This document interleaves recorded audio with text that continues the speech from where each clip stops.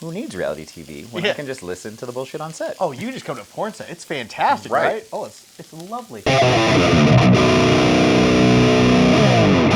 Hey guys, it's Cooking with Nathan. This is I'm Ryan Driller. and today we are going to actually, I'm not going to be teaching. He's actually going to be showing me something that he grew up learning and gaining this knowledge from age-old. I don't actually know how you learned how to do this, so why don't you explain it? Fight or flight. You gotta figure out how to eat, right? No. Yeah. Well, I learned how to cook when I was young. Like Sunday mornings, we would make. Ooh! Yeah, I told you that one's the one that's got some kick to it. I'll get to that in a second. Go ahead. I tried to warn you. No, fuck that. That's good. Yeah, like Sunday mornings after church, it would be like the big brunch thing. So making waffles, and the first thing I really learned how to make were omelets. And from there, it was just various. You learn pizza and burgers and mac and cheese, blue box. You know, can't really mess it up. Also, we'd like to say thank you, Judy, for sponsoring the show. You're the badass bitch. Oh yeah, would you tell them what you're cooking for us? So today, this was something that we found living in the Keys. Is Gator Cheese Steaks.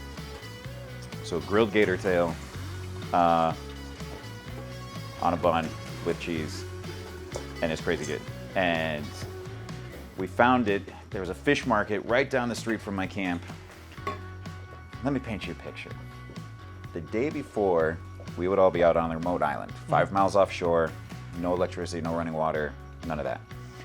We would do a closing campfire, a conch ceremony, if you will, where we would paint our bodies with charcoal that we collected out of all the fire pits all week long. Obviously. Obviously, we haven't showered in a week, so we're covered in mud and sand and seaweed and salt and, you know, body odor and all of that nastiness. And then we would paddle 5 miles back to the main camp, send the kids off to go have their lunch and everything, and we would pile into the back of one guy's pickup truck because nobody wanted us in their car. Obviously, yeah. Go 1 mile up the road to our fish market because they had free beer. Wait, why did they have free beer? Because they did not have a liquor license. So, to try and draw in a crowd, and it was word of mouth, they put in a keg just in the middle of the, that's why we got extras. Yeah. Just in the middle of the area with cups. So it's one of those like, oh, so we can't serve it to you, we can't give it to you, we can't sell it to you. But if you happen to take it, all right. So in the meantime, we're all sitting there drinking beer, covered in grime, looking like Lord of the Flies. We figured, you know what? We should probably buy something and not just be douchebags sitting in this place drinking free beer. Probably best. And that was how we discovered their menu. And they had po' boys and mahi and grouper and all that. And then there was this unique item on there, Gator Cheese Steak. And we were like, hey, we gotta try it and see like what is Gator Cheese Steak? And it's a bun, grilled gator, cheese. And either it was because we've been eating Backpacker's Pantry, heat and serve, or genuinely it was just really good. But it was really good, and we heavily got into it. When did you get into porn, and when did that even become an option for you? So I left that camp in Florida in 2007, and it needed new blood. I needed a change. It was an awesome time. But I went back to Colorado, was trying to figure out what the next steps were going to be. Dabbled in radio, mostly doing the promotions coordinator thing, putting on concerts and the come meet us down at Red Robin right now, or kind of whatever they're doing. Hated it. Mainly just the office. Like I'm not an office person. I'm not a cubicle person. Like, I don't think anyone in this job could be. No. In the meantime, it also didn't pay jack shit, so I may have been hooking up with a lot of women that were coming to said events, or at least happily going with them to go grab dinner after some of them. And it was one of those, ironically, or coincidentally, or oddly, a few of them were like, you know, that you should be, that should have been on film. You should, have you thought about doing porn? Yeah. And I was like, you're awkward and weird, but that's fun. I was like, you know what? I've always thought about it. Like, I believe, every red-blooded male Yeah, in who America. really doesn't think about doing that? Right. You watch and you're like, I want to do that. Yeah, I want that. You mean I get to play with her and that and do this and wait, they actually get paid? Yeah. Yeah, sign me up. So, so I started looking, and I sent out stuff to like various websites that I knew of. You know, like, hi, I would like to be talent. I'm sure you get 100 of these, but give me a shot. Let me tell you why I'm awesome. Right. And I'm like, I think I'd like to give it a shot. And then Craigslist used to have an adult gig section, Yep. and I was running through that, and begrudgingly came out here. So wait, when did you get in? Like 2008. 2008. St. Patrick's Day 2008 was my first scene. 2008. That was where DVD sales started dropping. When was that? A lot of stuff I did was still on DVD sales. You know, it was one of those things still where like, I came in and everyone was like, oh, you just missed the heyday. You just missed us renting the boats and da-da-da-da-da. And in the meantime, I'm like, oh, this is still really good compared to what I was doing beforehand. Like, Yeah. You took a extended hiatus because you were getting surgery, and how long was that? June 2019 until really January of last year. So it's like 2.5, 3 years. 2.5 years. So like how hard has it been trying to break back in? It's almost been like being not being a new guy because you have all the numbers. Everyone knows that you can do the job.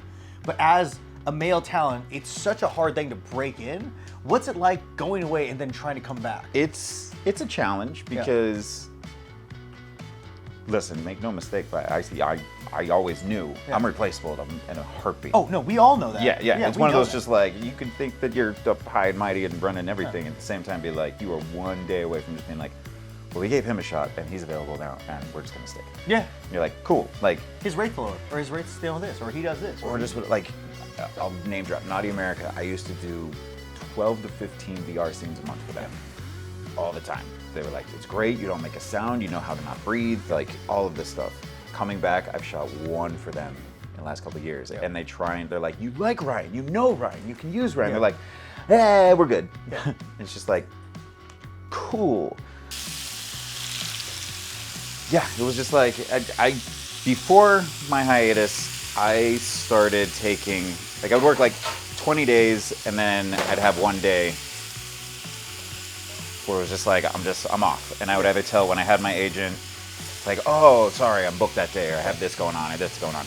But really, it was just like, I just need to be able to run errands, go to the grocery store, or I have dental appointment, like just, you know, we always used to call it down in the Keys, like, we're just gonna get the Boy Scout smell out, and I'm just gonna get the porn smell off. Yeah.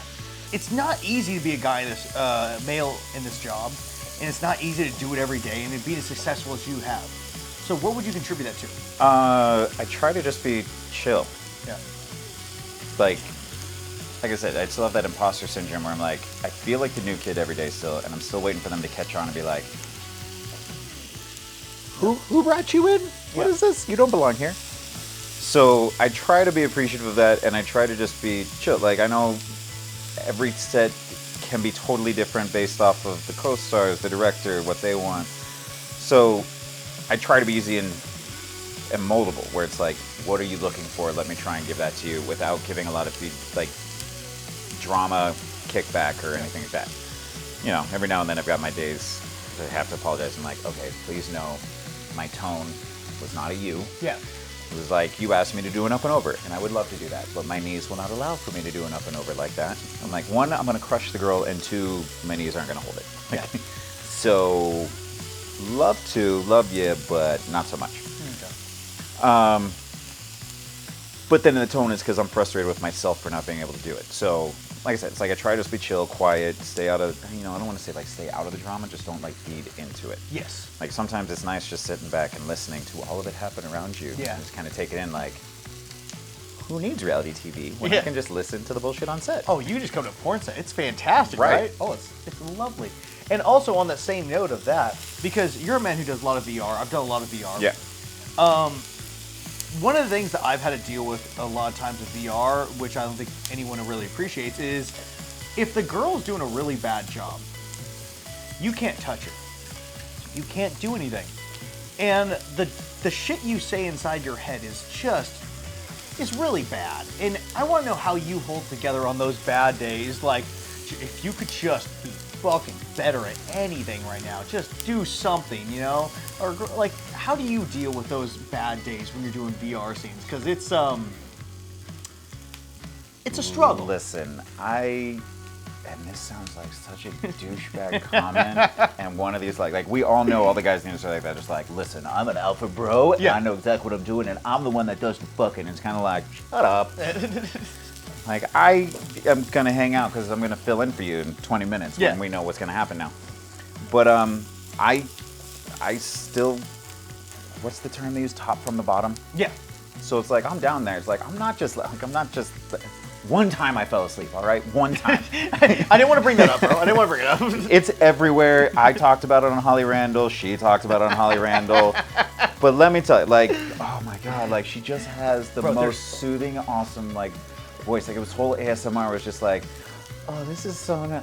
Well, bro, there's so many times where I almost fell asleep, and the only thing that didn't keep me falling asleep because they told me that story, and I was like, I'm like, because sometimes it's just you're dead. Yeah, it was just like I was like, oh my God, I'm so sorry. Like, it was just so soothing. Turn over you. Toasted bread. Why don't you plate that how you want it? Boom, with a little bit of that. Get a fork. And then this homemade mango coleslaw, key lime. So it's like half a cup of mayonnaise, 2 tablespoons of sugar, 2 tablespoons of key lime juice, salt and pepper to taste, and a little white vinegar. I used apple cider for this one, with fresh mango chunks in it, because this was always a staple that came with the sandwich.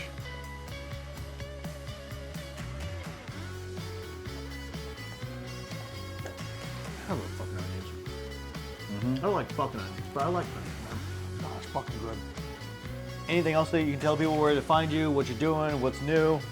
I would say keep up with me on social media, but I'm so bad at that. So good luck. I'll pop up everywhere. Follow Brian Driller on Instagram and Twitter, are the two that I have. If I post anything that doesn't get me in trouble.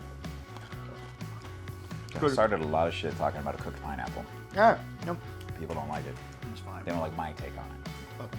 But hey guys, thank you for coming in for another episode of Cooking with Nathan. If you like the show, like, subscribe, follow, do all that stuff. And also, check out the OnlyFriends fan page where you can actually go on and get all these extra merch things, special videos that happen before the video, videos that are going to happen after the video, all the stuff that you're not going to see and all the stuff that you want to see, the extra shit. What else? Oh yeah, check out my merch page. God damn, that's spicy. That's fantastic. Go check out the merch page where you can buy all your new Cooking with Nathan crap. It actually feels really nice. This is very nice material, and I'm very happy because I've worn it actually way too much in the last couple weeks. It's nice. oh yeah, right? Yeah, I got to. Yeah, I wish it didn't take nice. like a fucking 3 weeks to get to me. And guys, thank you so much for joining in. Also, Judy, thank you so much for sponsoring the show. You're a badass bitch. Mwah! Have a good one, guys. I'll talk to y'all later. Bye. And you can't stop. Can't stop, won't stop.